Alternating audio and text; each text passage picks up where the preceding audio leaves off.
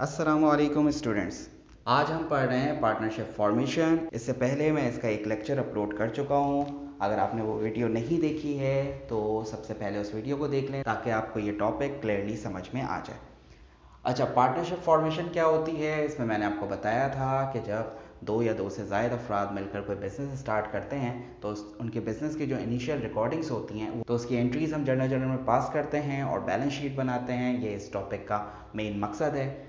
इसके अलावा फॉर्मेशन दो तरह से होती है। एक न्यूली फॉर्म्ड के पार्टनर्स का पिछला कोई बिजनेस नहीं है, वो कैपिटल लेकर आते हैं और एक नया कारोबार शुरू करते हैं। जबकि आज हम पढ़ रहे हैं मर्जिंग ऑफ बिजनेस। मिसाल के तौर पर मिस्टर ए एक कारोबार कर रहे हैं, मिस्टर बी एक कारोबार कर रहे हैं और दोनों ने मिलाकर अपने बिजनेस को मर्ज कर लिया और पार्टनरशिप फॉर्म कर ली।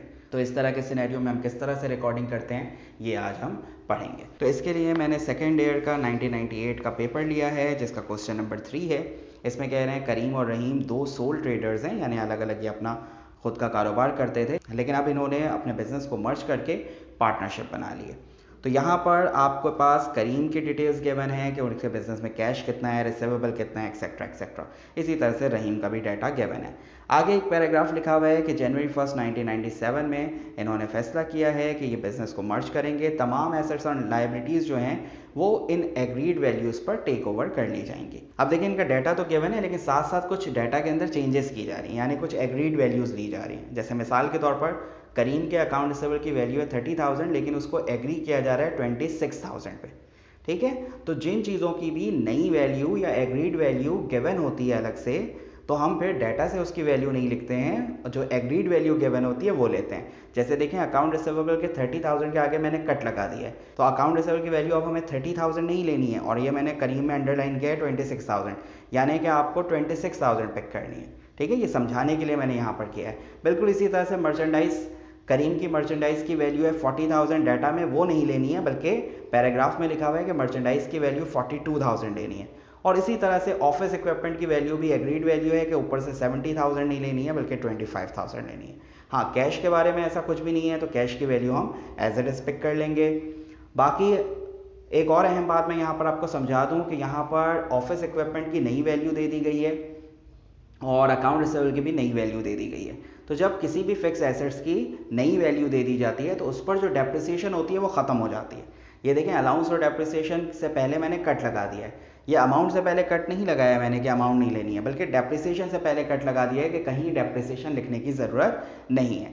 क्योंकि जो भी फिक्स एसेट्स होता है जब उसकी नई एग्रीड वैल्यू ले ली जाती है तो उसकी पुरानी डेप्रिसिएशन का काम ख़त्म हो जाता है। जो नई वैल्यू होती है वही उसकी नेट वर्थ होती है। अच्छा, इसी तरह से आगे लिखा हुआ है कि अकाउंट्स पेबल की वैल्यू आपने हाफ एक्सेप्ट की है। नए बिजनेस के अंदर हाफ अकाउंट्स पेबल को लायबिलिटी के तौर पर लिया जा रहा है। तो अब आए एंट्री बना लेते हैं। सबसे पहले जो एसेट्स हैं वो रिकॉर्ड होंगे। ये एक तरह से इन्वेस्टमेंट है नए बिजनेस में मिस्टर करीम की कि कौन कौन से एसेट्स उन्होंने दिए हैं। तो कैश की वैल्यू है 15,000, अकाउंट रिसीवेबल की वैल्यू है 26,000, 30,000 थी लेकिन हम न्यू वैल्यू पिक करेंगे जो एग्रीड वैल्यू है। मर्चेंडाइज इन्वेंट्री है 42,000, ऑफिस इक्विपमेंट की वैल्यू है 25,000। ये सारे एसेट्स ले लिए हमने। अब लायबिलिटी क्रेडिट साइड पर आएगी। अकाउंट पेबल की वैल्यू कह रहे हैं कि जितनी भी है करीम की उसका हाफ पिक कर लें। तो करीम के अकाउंट्स पेबल की वैल्यू है 32,000, इसका हाफ करेंगे तो 16,000 हो जाएंगे। और अब हम करीम का कैपिटल लिख देंगे जो कि डिफरेंस अमाउंट होगी, यानी कि सारे एसेट्स को प्लस कर देंगे चारों को और उसमें से 16,000 माइनस कर देंगे। तो ये 92,000 बन गए। हमने इन चारों को प्लस किया, उसमें से 16,000 को माइनस कर दिया तो 92,000 अमाउंट आ गई। नरेशन आप बिल्कुल उसी तरह से लिखेंगे। To record investment of mister Karim. अब हम सेकंड एंट्री बनाते हैं जो कि रहीम के हवाले से। रहीम की कैश की वैल्यू है 20,000, अकाउंट रिसीवेबल की वैल्यू है 40,000 लेकिन नीचे पैराग्राफ में इसकी एग्रीड वैल्यू दी हुई है 39,000। तो अकाउंट रिसीवेबल को हम 39,000 लिखेंगे। उसके बाद मर्चेंडाइज इन्वेंट्री की वैल्यू दी हुई है 24,000। फिर ऑफिस इक्विपमेंट, और ऑफिस इक्विपमेंट की वैल्यू है 20,000। ये सारे एसेट्स इसके हो गए। तो अब हम लायबिलिटी के लिए क्रेडिट साइड पर जाएंगे और लायबिलिटी है 30,000 जिसका 1/3 न्यू बिजनेस में एक्सेप्ट हुआ है। तो 30,000 का 1/3 निकाल देंगे, यानी मल्टीप्लाई बाय 1 डिवाइडेड बाय 3, तो ये 10,000 अमाउंट आ जाएगी। तो ये देखें, अकाउंट पेबल हमने ले लिया 10,000 और रहीम कैपिटल बिल्कुल वैसे ही निकाल लिया जैसे करीम कैपिटल निकाला था कि सारे एसेट्स को प्लस करके उसमें से 10,000 अकाउंट पे अकाउंट्स पेबल के माइनस कर दिए और कैपिटल आ गया 93,000। नरेशन इसकी वैसे ही बन जाएगी, to record investment of mister Rahim. अच्छा, अब आगे एक और बात लिखी हुई है जो कि ज़रूरी नहीं है सिर्फ मर्जिंग बिजनेस में हो। नॉर्मली हर क्वेश्चन में ये चीज़ हो सकती है कि अलग से आपको एंट्री बनाने के लिए कहा जाए, आपको अलग से कोई फर्दर पॉइंट बताया जाए। जैसे यहाँ पर लिखा हुआ है कि करीम और रहीम ने ये डिसाइड किया है कि उनके कैपिटल होने चाहिए 1,20,000 और 1 लाख रुपए रिस्पेक्टिवली। यानी करीम का कैपिटल 1,20,000 होना चाहिए और रहीम का कैपिटल 1 लाख होना चाहिए। जबकि अभी कितना है, करीम का कैपिटल 92,000 है और रहीम का कैपिटल 93,000 है। तो करीम का कैपिटल नए बिजनेस में 1,20,000 रुपये होगा। इसका मतलब 1,20,000 में से 92,000 माइनस करें तो 28,000 रुपीज़ और पे करने हैं करीम को। इसी तरह से रहीम का कैपिटल 1 लाख डिसाइड हुआ है, जिसमें से 93,000, जिसमें से उसके कैपिटल बन रहे हैं 93,000, तो 1 लाख में से 93,000 को माइनस करेंगे तो रहीम को 7,000 रुपीज़ और पे करने हैं। तो अब हम इसके लिए एक अलग से एंट्री बनाएंगे। ये अब तीसरी एंट्री हो जाएगी जिसमें कैश को हमने डेबिट किया और बताया कि करीम को 28,000 और पे करने हैं। तो करीम कैपिटल में हमने 28,000 पुट कर दिए और रहीम को 7,000 और पे करने हैं। इसके अंदर हमने 7,000 पुट कर दिए और इन दोनों को प्लस करके कैश की टोटल अमाउंट हो गई 35,000। ठीक है, तो ये इस तरह से हमारे पास 3 एंट्रीज हो गई। अगर ये यहाँ पर ये भी कह सकते थे कि ये फैसला किया गया है कि रहीम और करीम के कैपिटल इक्वल होने चाहिए, सिर्फ ये वाली बात भी लिखते तो हमें एक तीसरी एंट्री बनानी पड़ती, क्योंकि रहीम और करीम का कैपिटल इक्वल नहीं था। करीम का कैपिटल 92,000 था और रहीम का 93 था, तो करीम को 1,000 रुपये और देने होता ताकि करीम का कैपिटल रहीम के बराबर हो जाए। तो इस तरह से भी लिखा हुआ हो सकता था। खैर, यहाँ पर जो सिचुएशन दी हुई थी उसके मुताबिक ये तीसरी एंट्री बन गई। अब हम बैलेंस शीट बनाते हैं। ये देखें, ये हमने बैलेंस शीट की स्केचिंग कर ली है। यहाँ पर जो जो चीज़ें मौजूद थी वो मैंने पुट कर दिया है। Assets, liabilities, equity. Newly form में लाइबिलिटी नहीं होती है तो हमने उसको ब्लैंक छोड़ दिया था। यहाँ पर लाइबिलिटी मौजूद है, अकाउंट्स पेबल, इसलिए लाइबिलिटी, तो इसलिए यहाँ पर हम लाइबिलिटी सेक्शन भी बनाएंगे। अच्छा, अब हम देखते हैं यहाँ पर कि कैश अगर आप देखें तो 3 जगहों पर कैश अगर आप देखें तो तीनों एंट्रीज़ में मौजूद है, तो इसलिए हम तीनों को प्लस कर लेंगे। पहली एंट्री में अमाउंट है उसकी 15,000, दूसरे में है 20,000 और तीसरी एंट्री में कैश की अमाउंट है डेबिट साइड पर 35,000। तो ये टोटल अमाउंट हो गई कैश की 70,000। अब अकाउंट रिसीवेबल देखते हैं। अकाउंट रिसीवेबल की पहली एंट्री में अमाउंट है 26,000 और दूसरी एंट्री में अमाउंट है 39,000, तो ये वैल्यू हो गई 65,000। मर्चेंडाइज इन्वेंट्री देखते हैं, तो पहली एंट्री में मर्चेंडाइज इन्वेंट्री है 42,000 और दूसरी एंट्री में 24,000, तो ये हो गए 66,000। ऑफिस इक्विपमेंट की वैल्यू है हमारे पास पहली एंट्री में 25,000 और दूसरी एंट्री में 20,000, तो टोटल हो गई 45,000। इन दोनों को हम ऐड कर लेते हैं तो ये बन गए 2,46,000।